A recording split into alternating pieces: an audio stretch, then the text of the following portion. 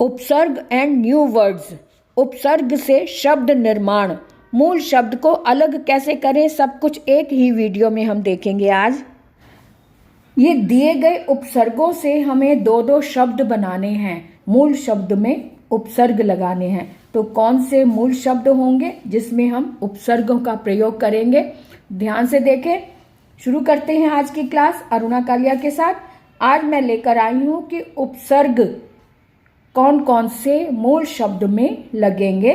जैसे अ है तो अ में हमने न्याय और पवित्र मूल शब्द हैं, इनमें हमने अ उपसर्ग जोड़ा। अन्याय, अपवित्र। सुविख्यात, सुविचार। बे से बेतहाशा, बेकार। प्र में प्रशिक्षा, प्रलोभन। स्व में स्वाधीन, स्वतंत्र।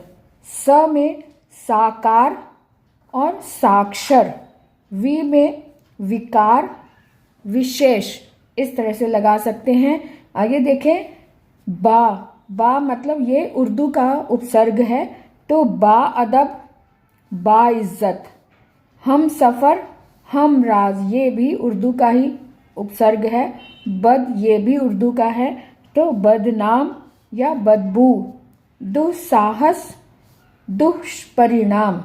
जब दुष्परिणाम लगाएंगे तब श अगर लगता है तो वहाँ पर ये विसर्ग हट जाता है। पर लगाकर तो परतंत्र और परोपकार। भरपेट, भरपूर। पुरा अर्थात पुरातन, पुरातत्व। इस तरह से हमने ये लगाए उपसर्ग, और जो इस तरफ है ये मूल शब्द हैं। इन मूल शब्दों में हमने उपसर्ग लगाए।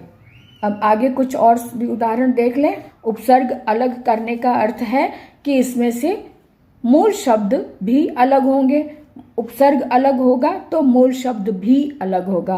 तो देखते हैं किस तरह से।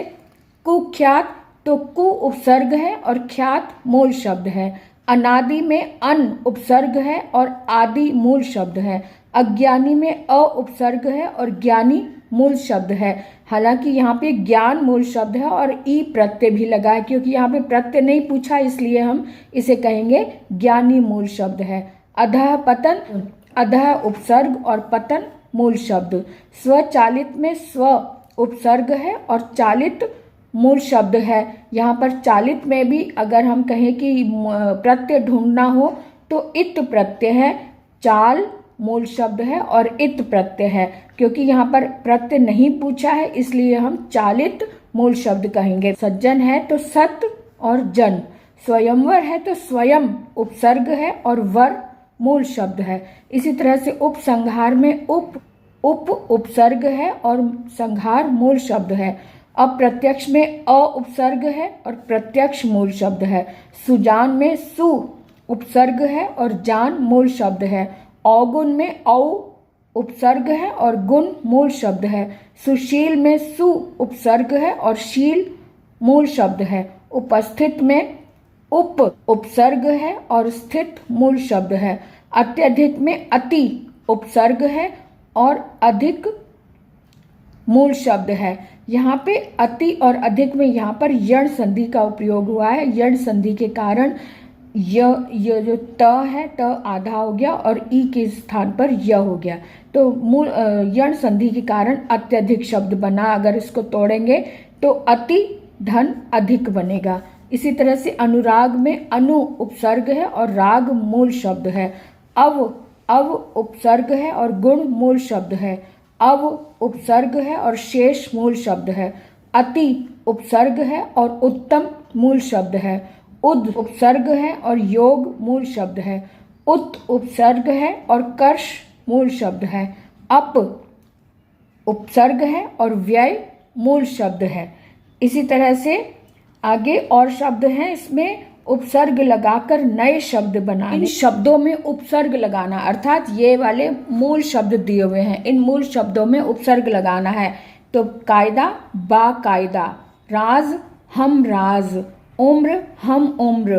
पंच, सर उपसर्ग लगाकर हमने सरपंच बनाया। जवाब में लाजवाब। नसीब में खुश नसीब। चैन में बेचैन। इलाज में ला इलाज, शक्ल में हम शक्ल, राह में हम राह, समझ में ना समझ, असल में दर असल, पेट में भर पेट, जला अध जला। इस तरह से आगे बढ़ते हैं। राहा जैसे दो राहा, साध्य दुसाध्य, है ना।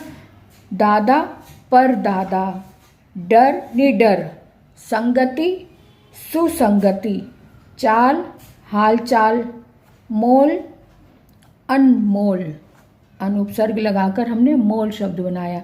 इस तरह से उपसर्ग लगाकर हमने नए शब्द बनाए। यहाँ पर लिखा है कि निम्नलिखित शब्दों को ध्यानपूर्वक पढ़िए और इनमें 2 उपसर्ग लगे हैं। दोनों उपसर्गों और मूल शब्द को अलग अलग कीजिए। अब इन शब्दों में 2 उपसर्ग अर्थात एक जैसे असुरक्षित है, असुरक्षित में अ और सु और रक्षित, ये रक्षित ये मूल शब्द है। यहाँ पर हम 2 उपसर्ग लिखेंगे। अनियंत्रित में अ और नी और यंत्रित।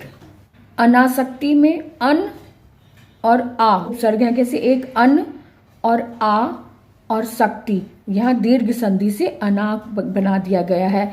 यहाँ पे निर और अभी और मानी ये उपसर्ग हो गया।